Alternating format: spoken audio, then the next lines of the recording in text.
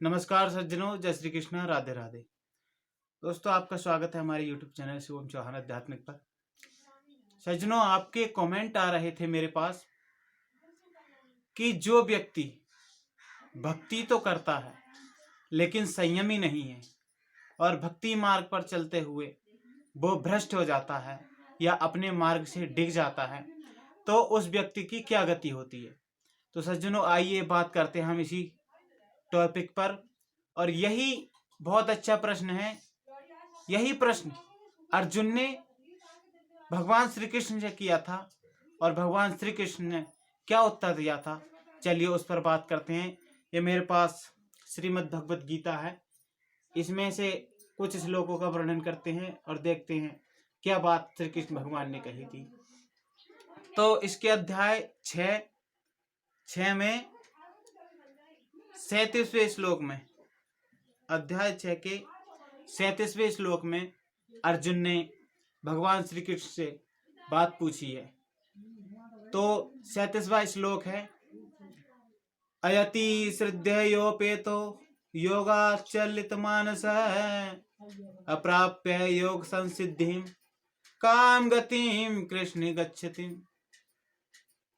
अर्जुन बोले, हे श्री कृष्ण, जो योग में श्रद्धा रखने वाला है किंतु संयमी नहीं है, इस कारण जिसका मन अंतकाल में योग से विचलित हो गया है, ऐसा साधक योग की सिद्धि को अर्थात भगवत साक्षरता को ना प्राप्त होकर किस गति को प्राप्त होता है। उन्होंने ये पूछा कि भगवत प्राप्ति प्राप्त ना करके वो कौन सी गति को प्राप्त होता है। तो भगवान श्री कृष्ण उत्तर दे रहे हैं, चलिए देखते हैं क्या कह रहे हैं। तो इसी 6 अध्याय के 40वें श्लोक में, 6 अध्याय के 40वें श्लोक में भगवान श्री कृष्ण कह रहे हैं कि पार्थ नैवह नामुत्र विनाशस्तस्य विद्यते नाहि कल्याण कृत कश्चित् दुर्गतिम तात गच्छतिम। श्री भगवान बोले, हे पार्थ, उस पुरुष का ना तो इस लोक में नाश होता है और ना ही परलोक में। उस पुरुष का ना तो इस लोक में नाश होता है और ना ही परलोक में नाश होता है, क्योंकि हे प्यारे, आत्म उद्धार के लिए अर्थात भगवत प्राप्ति के लिए कर्म करने वाले कोई भी मनुष्य दुर्गति को प्राप्त नहीं होते। दुर्गति को कोई भी व्यक्ति प्राप्त नहीं होता। जो व्यक्ति एक बार भक्ति की लाइन पर चल जाता है, भक्ति मार्ग पर चलता है, वो बाद में चाहे भ्रष्ट हो जाए लेकिन वो दुर्गति को, भगवान की कृपा से दुर्गति को प्राप्त नहीं होता। चलिए आगे देखते हैं और क्या कह रहे हैं। अगले श्लोक में कह रहे हैं, प्राप्य पुण्यकृताम लोका अनुशिष्टा शाश्वती समः शुचीनाम श्रीमताम गेहे योग भ्रष्टो अभिजायते।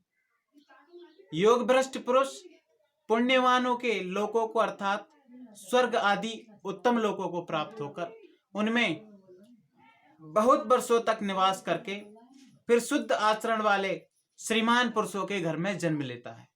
मतलब इस जन्म को खत्म करने के बाद, अपने पुण्य कर्म के सुखों को भोगने के बाद अगले जन्म में वो पुण्यवानों के घर में जन्म लेता है। और अथवा वैराग्यवान पुरुष उन लोकों में ना जाकर ज्ञानवान योगियों के ही कुल में जन्म लेता है।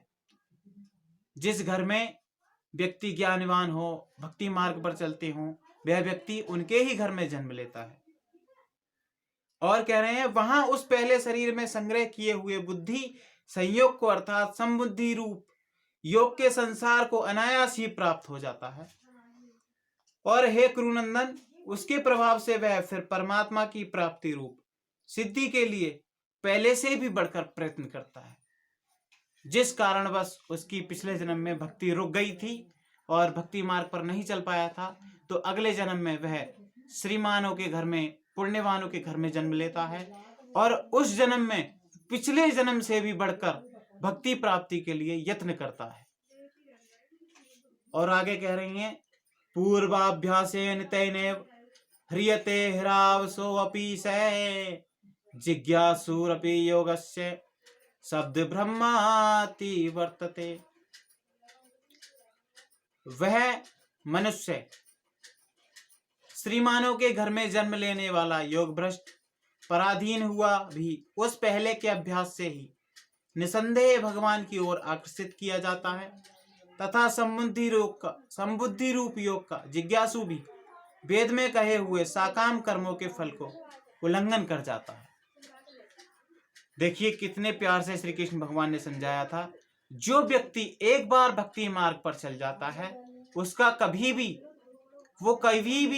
उसकी दुर्गति नहीं होती, सदगति ही होती है। क्योंकि उसे दूसरा जन्म जब मिलता है तो पहले जन्म में की हुई भक्ति उसकी अगले जन्म में जुड़ जाती है और वह परमात्मा की भक्ति में पिछले से भी बढ़कर और ज्यादा संघर्ष करने लगता है और ज्यादा संघर्ष करता है।